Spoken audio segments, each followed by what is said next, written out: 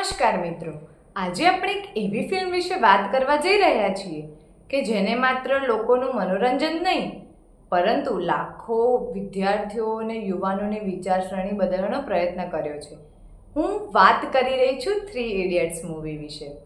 આ ફિલ્મ માત્ર comedy movie નથી પરંતુ education system, friendship, pressure, success અને જીવનના સાચા અર્થ પર આધારિત એક ખૂબ જ પ્રેરણાદાયક ફિલ્મ છે. જ્યારે આ ફિલ્મ રિલીઝ થઈ હતી ત્યારે કદાચ ઘણા લોકોએ તેને માત્ર એન્ટરટેનિંગ મૂવી માની હતી, પરંતુ હકીકતમાં આ ફિલ્મની અંદર ઘણા ઊંડા મેસેજ છુપાયેલા છે. ફિલ્મની સ્ટોરી 3 મિત્રો પર આધારિત છે. રેન્ચો, ફરહાન અને રાજુ ના જીવનની આસપાસ ફરે છે. ત્રણેય એન્જિનિયરિંગ કોલેજમાં ભણે છે, પરંતુ તેમાંથી થિંકિંગ અને જીવન જીવવાની રીત એકબીજાની ખૂબ જ અલગ છે. રેન્ચો એવો વિદ્યાર્થી છે જે માર્ક્સ કરતાં વધારે લર્નિંગને મહત્ત્વ આપે છે. તે હંમેશા કહે છે, કામયાબી પાછળ નહીં, કાબિલિયત પાછળ દોડો. કામયાબી તો જખ મારીને પાછળ આવશે. આ ડાયલોગ માત્ર ફિલ્મનો ડાયલોગ નથી, પરંતુ આજના એજ્યુકેશન સિસ્ટમ માટેનો એક મોટો પ્રશ્ન છે. આજના સમયમાં ઘણા વિદ્યાર્થીઓ માર્ક્સ, રેન્ક અને કોમ્પિટિશનની રેસમાં દોડી રહ્યા છે. સ્ટુડન્ટ્સને બાળપણથી શીખવવામાં આવે છે કે સારા માર્ક્સ લાવો એટલે લાઈફ સક્સેસફુલ બનશે, પરંતુ ફિલ્મ આપણને સમજાવે છે કે માત્ર માર્ક્સ માણસને ઇન્ટેલિજન્સ નક્કી નથી કરી શકતા. ઘણા સ્ટુડન્ટ્સ પ્રેશરના કારણે પોતાની ક્રિએટિવિટી અને ખુશી ગુમાવી દે છે. ફિલ્મમાં ફરહાનનું કેરેક્ટર એ બતાવે છે કે ઘણીવાર પેરેન્ટ્સ બાળકોના ડ્રીમ સમજ્યા વગર પોતાના ડિસિઝન તેમના પર લાદે છે. ફરહાન વાઇલ્ડ લાઈફ ફોટોગ્રાફીમાં કરિયર બનાવવા માંગતો હતો, પરંતુ તેના પિતા તેને એન્જિનિયર બનાવવા માંગતા હતા. આ સિચ્યુએશન આજના ઘણા યુવાનોને જીવન સાથે જોડાયેલી છે. ઘણા સ્ટુડન્ટ્સ પોતાના પેશન્સને છોડીને સોસાયટી અથવા ફેમિલી એક્સપેક્ટેશન્સના કારણે એવી ફિલ્ડ પસંદ કરે છે કે જેમાં તેમનું મન જ નથી લાગતું. ફિલ્મ એ સમજાવે છે કે કરિયર એ હોવું જોઈએ જેમાં માણસને ખુશી અને સેટિસ્ફેક્શન મળે.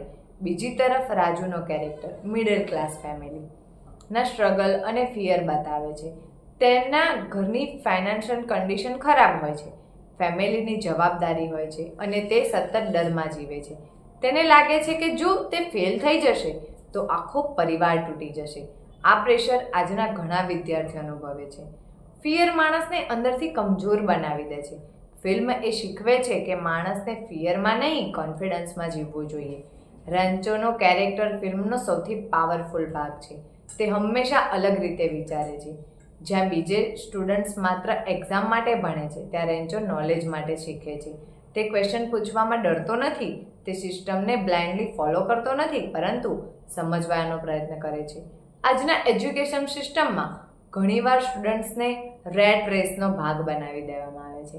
ક્રિએટિવિટી કરતાં મેમોરાઇઝેશન્સને વધારે ઇમ્પોર્ટન્સ આપવામાં આવે છે. ફિલ્મમાં આ સિસ્ટમ પર સટાયર કરે છે અને કહે છે, એજ્યુકેશનનો સાચો અર્થ માત્ર ડિગ્રી મેળવવો નથી, પરંતુ માણસને વિચારતા શીખવવો છે. ફિલ્મમાં વાયરસનો કેરેક્ટર એક એવો સ્ટ્રિક્ટ એજ્યુકેશન સિસ્ટમને રિપ્રેઝેન્ટ કરે છે કે જ્યાં માર્ક્સ અને સક્સેસ જ બધું માનવામાં આવે છે, પરંતુ રેન્ચો બતાવે છે કે લાઈફ માત્ર કોમ્પિટિશન્સ નથી, માણસને લર્નિંગને એન્જોય કરવું જોઈએ. ફિલ્મ ફ્રેન્ડશિપનું મહત્ત્વ પણ ખૂબ સુંદર રીતે બતાવે છે. રેન્ચો, ફરહાન અને રાજુ વચ્ચેની ફ્રેન્ડશિપ માત્ર ફન સુધી સીમિત નથી, પરંતુ મુશ્કેલ સમયમાં એકબીજાની સાથે ઊભા રહેવાની ભાવના પણ બતાવે છે. આજના સમયમાં ઘણા લોકો સોશિયલ મીડિયા પર હજારો ફ્રેન્ડ્સ ધરાવે છે, પરંતુ સાચા મિત્રો બહુ ઓછા હોય છે. ફિલ્મ એ શીખવે છે કે સાચા મિત્રો એ હોય છે કે મુશ્કેલ સમયમાં પણ આપને હિંમત આપે. ફિલ્મમાં કોમેડીનો ઉપયોગ પણ ખૂબ સ્માર્ટ રીતે કરવામાં આવ્યો છે. ઘણા સેન્સ લોકોને હસાવે છે, પરંતુ અંદરથી વિચારતા પણ કરી દે છે. ચતુરનો કેરેક્ટર એ બ્લાઇન્ડ મેમોરાઇઝેશનનું ઉદાહરણ છે. તે માત્ર યાદ કરીને આગળ વધવા માંગે છે, પરંતુ રેન્ચો પ્રેક્ટિકલ અન્ડરસ્ટેન્ડિંગને મહત્ત્વ આપે છે. આ સીન એજ્યુકેશન સિસ્ટમની ખામીઓ પર હળવી કોમેડી દ્વારા મોટો મેસેજ આપે છે. ફિલ્મ સુસાઇડ અને મેન્ટલ પ્રેશર જેવા ગંભીર મુદ્દા પર પણ વાત કરે છે. જોય લેબોનો સીન બતાવે છે કે જ્યારે સ્ટુડન્ટ્સ ઉપર એક્સપેક્ટેશનનો ભાર ખૂબ વધી જાય છે ત્યારે તેઓ મેન્ટલી બ્રેક થઈ શકે છે. આ સીન ખૂબ ઇમોશનલ છે અને સોસાયટીને વિચારવા મજબૂર કરે છે કે માર્ક્સ કરતાં પણ વધારે મહત્ત્વ માણસના મેન્ટલ હેલ્થનું છે. આજના સમયમાં ઘણા વિદ્યાર્થીઓ સ્ટ્રેસ, એન્ઝાયટી અને ડિપ્રેશનમાંથી પસાર થાય છે, પરંતુ લોકો ઘણીવાર તેને સિરિયસ લેતા નથી. ફિલ્મ એ સમજાવે છે કે સક્સેસ માટે હેલ્થ અને હેપીનેસ સેટિસ્ફેક્શન કરવું યોગ્ય નથી. ફિલ્મનો સૌથી બ્યુટીફુલ મેસેજ એ છે કે ઓલ ઇઝ વેલ. આ શબ્દ માત્ર ડાયલોગ નથી, પરંતુ લાઈફની ફિલોસોફી છે. તેનો અર્થ એ છે કે પ્રોબ્લેમ્સ મેજિકલ સોલ્વ થઈ જશે, પરંતુ મુશ્કેલ સમયમાં પણ પોતાને મેન્ટલી સ્ટ્રોંગ રાખવું જરૂરી છે. જ્યારે માણસ પેનિક કરે છે ત્યારે પ્રોબ્લેમ વધતી મોટું થવા લાગે છે, પરંતુ કામ માઇન્ડથી વિચારતો તો રસ્તો પણ મળી શકે.